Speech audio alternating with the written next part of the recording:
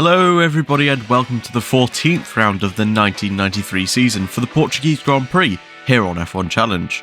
We're headed to the Estoril circuit today, a track that requires high downforce and concentration. This is one of my favourite tracks on the calendar, so I'm hoping for a good result today. Going into this round, the gap between Damon Hill and Alain Prost is at 6 points, with 3 rounds remaining. With reliability problems hitting Damon Hill and an unforced error from Alain Prost taking the Frenchman out of the race, the unpredictability of this season could mean that the championship could go either way. With Michael Schumacher's retirement in Monza, the German is now out of the championship mathematically, with only 1 win to Hill's 5. We are currently 14th in the Drivers' Championship, but first points of the season for both Suzuki and Wendlinger at Monza means that we need to check over our shoulder for the other teams scoring points. In the Constructors, Williams and now Benetton are pulling away from the rest of the field, with Ferrari, McLaren and Ligier all within 10 points of each other for 3rd. Larus are currently in 8th, but any points on the board would fetch us back ahead of Lotus. Our objectives for this race weekend remain the same as they were in Monza, with a top half start of 13th in qualifying and a top 10 in the race. Make sure that you guys also vote on which team I should drive for in 1994. The poll will remain open until the day before the Australian Grand Prix video. Link is in the description. Now let's head into the news of the week.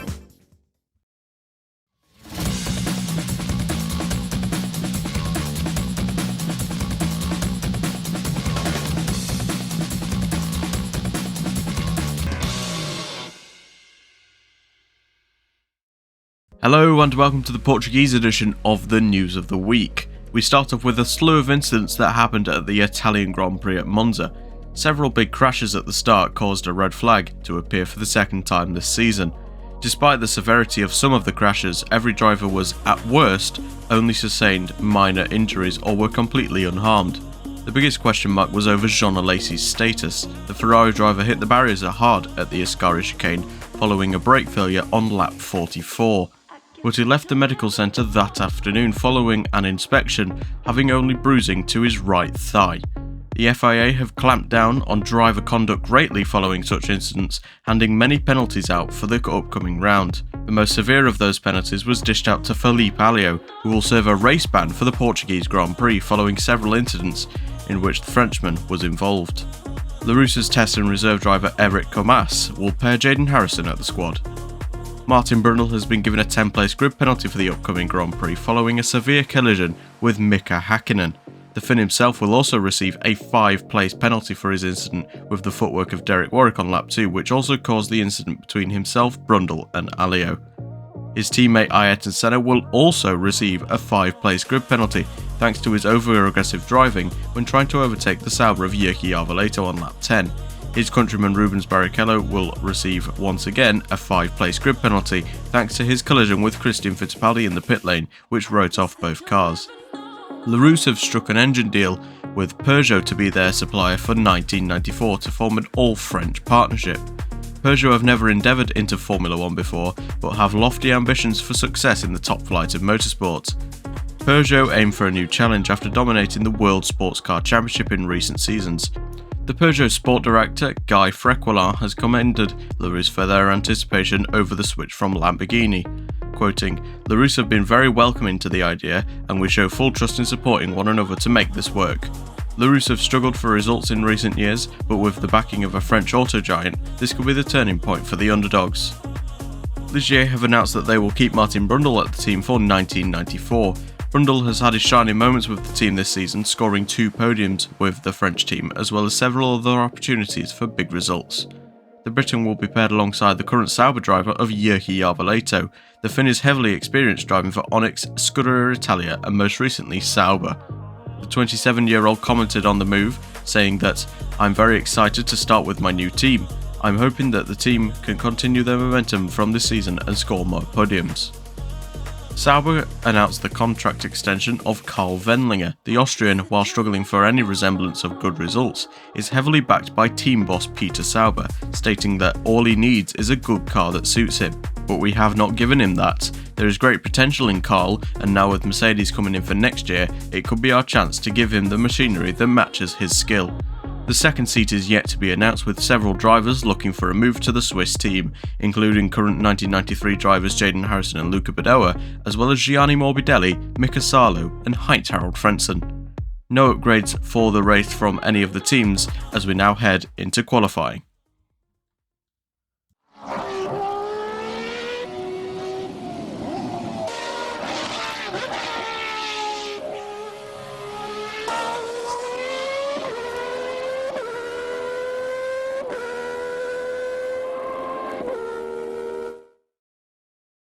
Hello everybody and welcome to qualifying day for the Portuguese Grand Prix. As you can see, the clouds are really starting to form at the start of this qualifying session. It is currently dry, but in a couple of minutes it will start to rain. So we need to make sure that we are out there as quick as possible.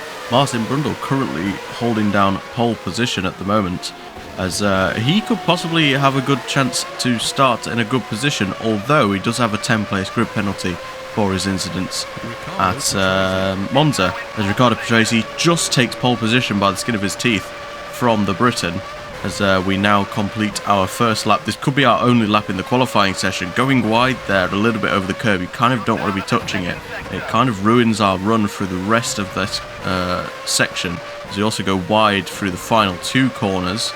It's not been a fantastic lap, we weren't pushing all too hard, but we kind of need to be on the ball straight away and up towards the line. What time will it be? 14.8. We'll put as P6 for now, but as you can see behind us, the spray is beginning to form as the rain begins to come down, as we now try and get out there a couple of minutes later to try and set a better time in worse conditions. Let's see what we can do in my final lap in the qualifying session.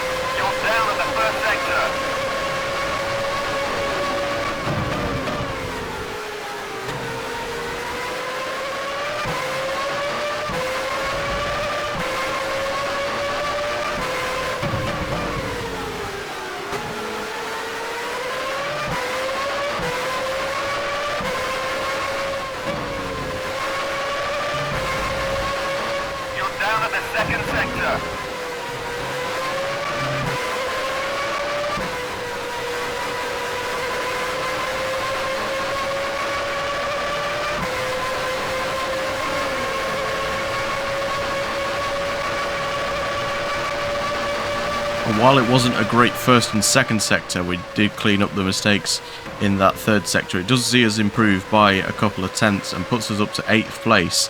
The rain level was kind of lingering around this level, so it'll be interesting to see what the front runners can do as we head into the race.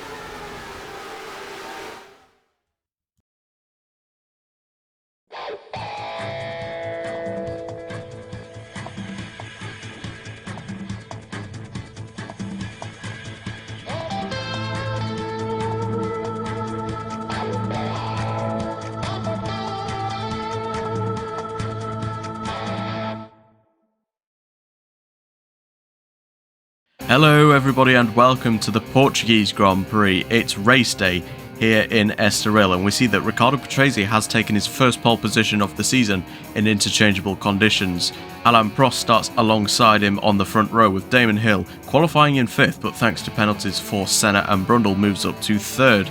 Gerhard Berger completes the second row just ahead of his teammate Jean Alesi. With Mark Blundell, he's in decent form as of late. He starts in 6th. Ayrton Senna is up next with that 5-place grid penalty. He starts in 7th, with Michael Schumacher completing the 4th row. Aguri Suzuki and Carl Wendlinger complete the top 10, with Martin Brundle in 11th, followed by Derek Warwick and Mika Hakkinen. Johnny Herbert is paired alongside his future McLaren teammate on the 7th row, as we line up in 15th place on the grid, a couple hundredths ahead of Jyrki Arveleto. The Ligier-bound driver is just ahead of the Ulsterman of Eddie Irvine, as Emmanuel Naspetti completes the 9th row of the grid.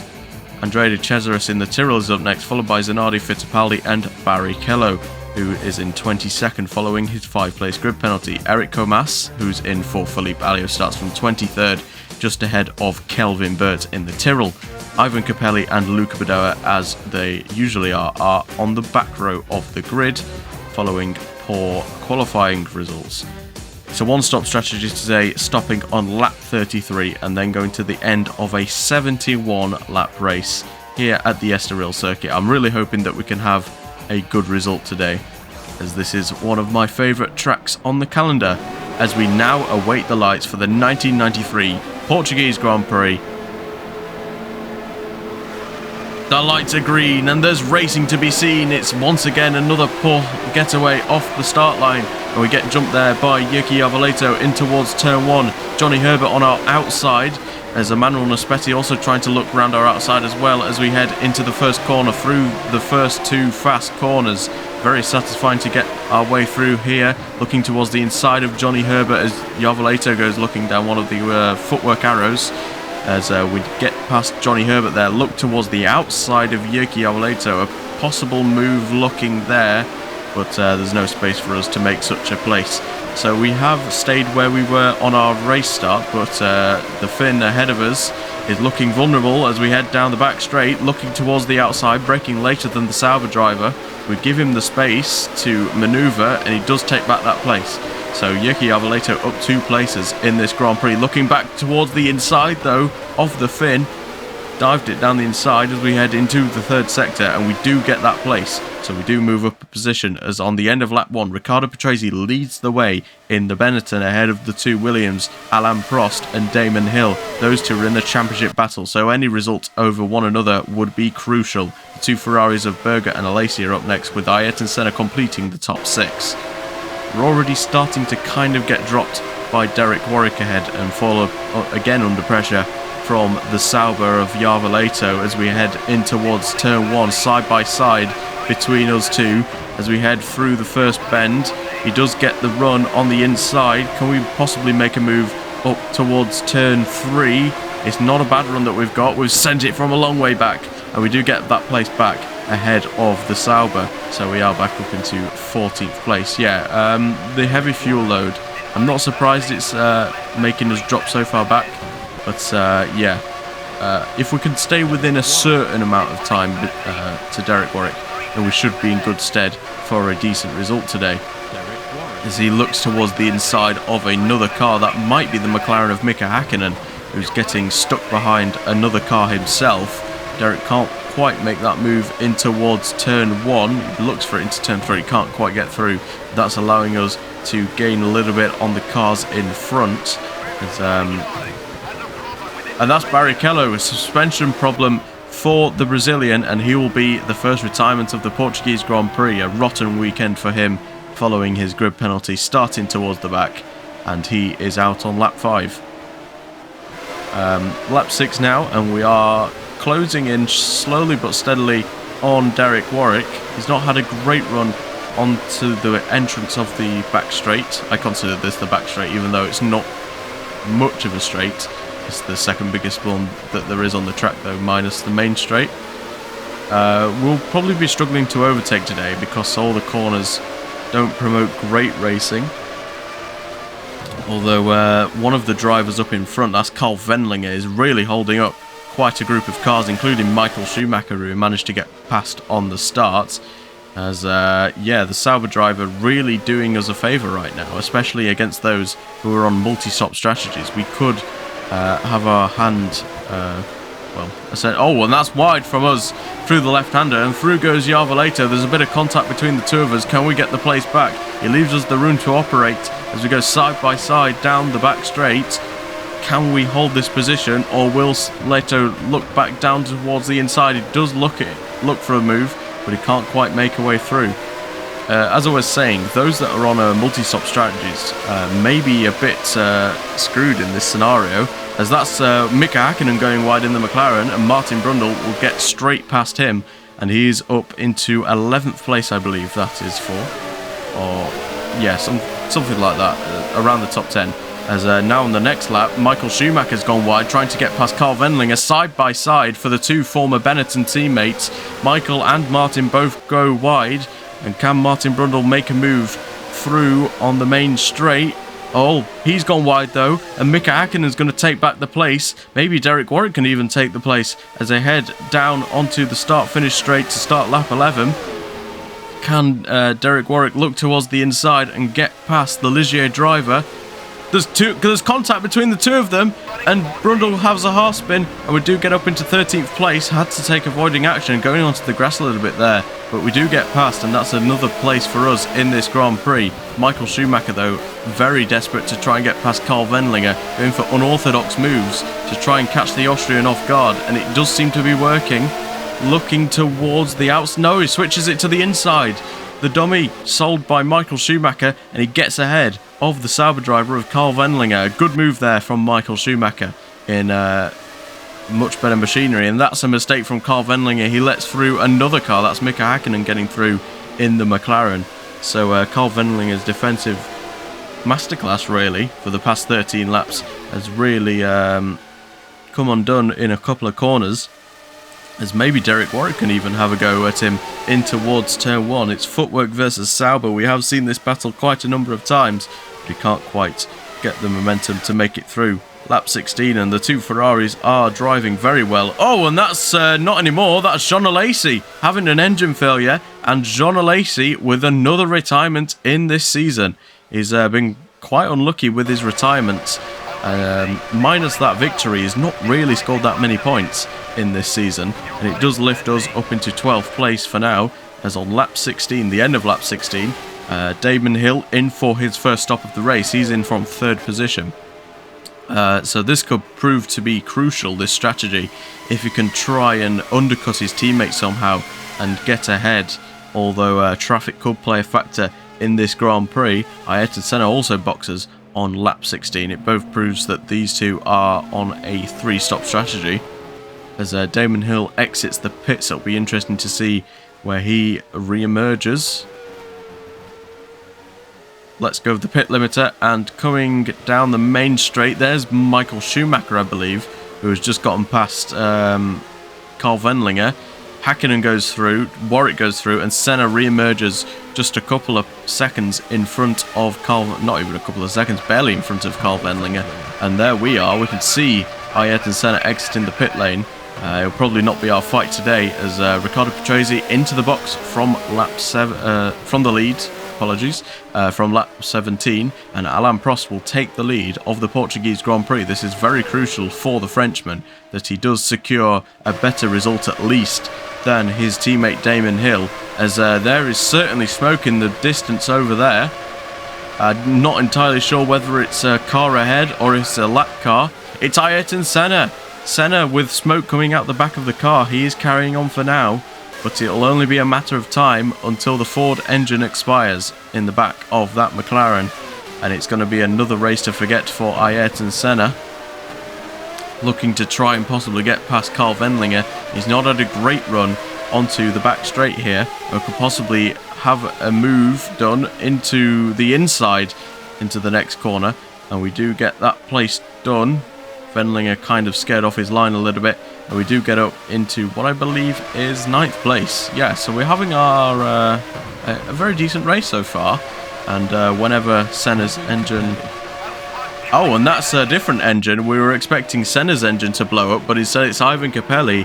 His Ferrari engine in the back of the Scuderia Italia has blown up, and he retires at the end of lap 19. And there goes Senna's engine. Senna's engine has expired, and he is out of the race. We're up into 8th place now, so this is looking very fruitful for us indeed. A couple more retirements up ahead, and we are almost certainly on course for at least one championship point in this Grand Prix. As, yeah, we see quite a number of cars directly behind us, including Leto and Brundle. Most crucially, he could try and get through. That's Christian Fittipaldi, parked off to the side of the road with a suspension problem on lap 23, and he is also out, just like his countryman. Lap 23, and Alain Prost boxes from the race lead. It possibly indicates that he is on a 2-stop strategy. as he stops on his marks, exits the pit lane, and he's got quite the margin to the rest of the field behind, so much so that he re-emerges in the race lead as Marc Blundell just a second or two behind the Frenchman. He's having a great race, possibly also on a one-stop strategy, as is that man right there. Michael Schumacher, as a manual Naspetti, it's double trouble for Minardi, and Naspetti is out with a gearbox problem. He'll fetch that one back to the pits, but it is not a good day for Minardi. Both cars retiring on the exact same lap, and yeah, there's a number of cars already out of this Grand Prix. Maybe reliability once again can prove to be a factor for that man Alain Prost, who leads the way ahead of Martin Brundle, and Michael Schumacher in the Benetton quickly following, as well as Riccardo Patrese. He's stopped in this race, as has Damon Hill. He re-emerged behind Patrese crucially in his fight with him, as Mika Hakkinen completes the points. As now we come to lap one of the Scuderia Italias. It has to be Luca Badoa, that one, as Ivan Capelli has already retired from this Grand Prix. As maybe we could allow Luca Badoa to stretch a bit of a gap between ourselves and Carl Wendlinger, and that is exactly what is happening. Carl Wendlinger can't seem to find a way through on Luca Badoa, heading towards the end of the back straight, and he's still not made it past. And now he's going to fall under pressure from his teammate of all people, looking to possibly try and pounce to make that place up, looking towards the inside of both Wendlinger and Badoa. And can he make the place on both of them? He does make the place on both of them. So he's now up into 9th place. And that's going to be very frustrating for Carl Wendlinger, who still has not got past Luca Badoa. So the lack of preparedness from Carl Wendlinger really stinging him there. He does eventually get past, but it takes him almost a full lap to do so. So we're just driving on our own right now.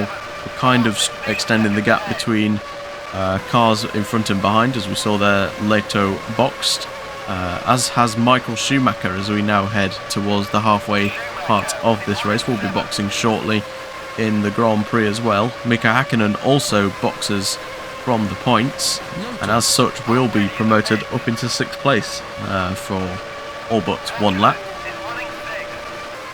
And on the end of lap 33, Riccardo Patrese's in for his second stop, so he's almost certainly on a three-stop strategy. Apologies, as we now box from 6th place. Hoping for a good stop here could possibly help us come out ahead of Carl Wendlinger. Saying that though, he's also boxed on the same lap. A long stop, a lot of fuel going into the car, and there was about a 10.5 second stop, so not bad. We do re-emerge in 12th position, and crucially ahead of Carl Wendlinger. Marc Blundell then into the box from 2nd position in this race. He's had a great first stint. We could possibly put him in good stead to try and get a podium in this Grand Prix. Damon Hill, though, unleashed to try and catch his teammate Alain Prost, but Damon Hill has one more stop to make than his teammate, so this could prove very difficult indeed for Damon Hill. He could lose the championship lead today if things go terribly wrong, as we've now got Jarva Leto trying to get past us. He's certainly on a 2-stop strategy, as a couple of drivers there into the pit lane. Leto couldn't quite get past, as we see Andrea De Cesaris having a great race, currently in 8th place before his first stop in this Grand Prix. And the Tyrrell, if there's any controversy or chaos in front of him, he could possibly score points for the Tyrrell team today. He's had a great race so far, as now we look not one but 2 cars trying to get past us on the main straight. It's going to be 3 wide between Leto, Irvine and myself. Irvine backs out of it, but Leto straight up the inside, and he makes that place up into what's that, P9 I think, P9, P8, something like that. But we go straight back up the inside, catch the Sauber driver off guard, and we get back up into our previous position. I'm not exactly sure which position that is. It's 8th place. Okay. Once again, Leto looking towards the inside and towards turn 1. He's relentless with the attack, and he does get ahead the Finn. Can we possibly try and make a move in towards turn 3? It's not a great run at all for us through the second corner, and he does take that place. So he now starts to pull away, as we now get lapped for the first time in this Grand Prix. There goes Alain Prost in the Williams, as Eddie Irvine now on the end of lap 43 will try and get past us down the main straight. It seems like it's going to be a much easier move for him than it was for Leto. Saying that, the Jordan is lacking straight line speed a little bit there, but he does make that place up, and he does make his way up into 9th place. So now we've got Carl Wendlinger, the car directly behind us, who I believe is on the same strategy as us. And oh, that's Seguri Suzuki in the footwork, on board with Derek Warwick, and Suzuki is out with a suspension problem. As Derek Warwick looking towards the inside of Andrea de Cesaris, and he's spun the Tyrrell around. Fortunately, he's not lost his front wing, but that's almost certainly going to be a penalty for the Briton. That's the second time that he's done it in this Grand Prix. As 2/3 race distance, Alain Prost leads the way, and he does box at the end of the lap. So it'll be interesting to see how close his teammate Damon Hill has got. I believe he's already boxed though. So this could be quite simple for Alain Prost, as long as any mitigating circumstances stop him from winning this race. It's almost certain that he will close the championship lead to his teammate Damon Hill. Exiting the pit lane now. Where is his teammate? There is Damon Hill directly behind Alain Prost, and it's close between the two Williams. Damon Hill still has to box again, but if he gets past, it could prove crucial. He's gone towards the inside of turn 3. He's not close enough to make that move up. Going to try and get a place up while his teammates' tyres are cold, and that's Hill off. Hill's out of the race, and once again it's a retirement for Damon Hill. It's absolute devastation once again for Damon Hill. Back-to-back retirements for the Williams driver, and he's been very unlucky in these past 2 races. Another mechanical failure, putting pay to a promising race, and that's almost certainly going to give his teammate the championship lead if he finishes this race, as Derek Warwick's been given a 10-second penalty for his incident with Andrea de Cesaris. Gerhard Berger on lap 52 exits the pit lane to complete his 3rd stop of the race, but for us he is quite a way ahead. 35 seconds is the gap between us and the Austrian, so there's pretty much no chance that we are going to capitalise on getting his 6th position, as Riccardo Patrese lets through his teammate Michael Schumacher, realises that he's faster, to try and put pressure on Mika Hakkinen. The 2nd place in the Constructors is not sealed yet for the Benetton team, but any point will count in this championship battle. There goes Michael Schumacher ahead of Mika Hakkinen, following a mistake from the Finn through the final corner, and now he's only got a couple of seconds to make up to try and get past Mark Blundell for 2nd place. The Briton though is having a great race so far, as Carl Wendlinger now, as we head onto the final lap, not much was happening in that last part of the race. We head onto the final lap with Carl Wendlinger all in our mirrors. He's looking towards the inside, possibly almost hits the back of us, but we keep the place for now. 7th place is almost certainly ours, as now we see that Mark Blundell has been caught by Michael Schumacher. Can the German find any way through on the penultimate lap as they head onto the final lap through after they complete this last corner? But there's a Sauber right in front of Mark Blundell, and it's going to ruin his momentum through the final corner. There goes Michael Schumacher, and Yarvaleto's boxed Blundell in, and Michael Schumacher makes his way up to 2nd place on the final lap of the race. And that's going to be a very good recovery drive indeed for Michael Schumacher, as Alain Prost has not put a foot wrong, and he is going to dominate here in Estoril to take the win and take back the championship lead. As for us, it'll be 7th place, as we just about hold off Carl Wendlinger for another decent result in this season. So then it's Alain Prost who takes victory, and a crucial victory in his championship fight against his teammate Damon Hill. Michael Schumacher taking 2nd place, just ahead of Mark Blundell, but a good amount of points hauled for the Ligier driver nevertheless. Mika Hakkinen scores his 1st points since his 1st race with McLaren back in Germany, with Riccardo Patrese and Gerhard Berger completing the points. Us a lap down, we were miles off the points and no chance we were going to score any today, barring any retirements. We were quickly followed by Carl Wendlinger and Martin Brundle, with Andrea de Cesaris completing the top 10. Eric Comas in the other LaRousse had a fairly terrible time of it, finishing down in 16th behind the penalty-ridden Derek Warwick following that incident with the Tyrrell driver. Kelvin Burt and Luca Badoer being the only drivers behind the Frenchman. 18 drivers finished and 8 retired. Damon Hill, the biggest name in all of that engine failure, on lap 47, and it could prove crucial in the championship fight. Ayrton Senna also out with engine problems, alongside Emmanuel Naspetti, Christian Fittipaldi, Aguri Suzuki, Ivan Capelli, John Alesi and Rubens Barrichello all retiring from the race. The result sees the championship table flipped in Alain Prost's favour. He's now 4 points ahead of Damon Hill. Michael Schumacher, another good result for him, sees him seal 3rd place in the Drivers' Championship. Ayrton Senna's 8th retirement in 14 races sees him in reaching distance for Gerhard Berger and Riccardo Patrese, as well as Mark Blundell. He's really become a dark horse and could possibly even take 4th place in the Drivers' Championship. As for us, we are on 5 points and 14th place in the championship. Williams extend their gap ahead of Benetton, 144 points ahead of 69, with Ferrari closed in by McLaren and Ligier in that Grand Prix. Meanwhile for us, Larousse currently still in 8th place, 1 point behind Lotus, 1 ahead of Sauber and 3 ahead of Minardi and Footwork. Tyrrell and Scuderia Italia are the teams still yet to score this season. Thank you for watching the Portuguese Grand Prix. Wasn't the most interesting race, but a very crucial one in the championship nevertheless for the 2 Williams drivers. Make sure to vote on the poll for which team I should drive in the 1994 season. And that's going to be all from me in today's video. The next race is Suzuka, the Japanese Grand Prix. Goodbye.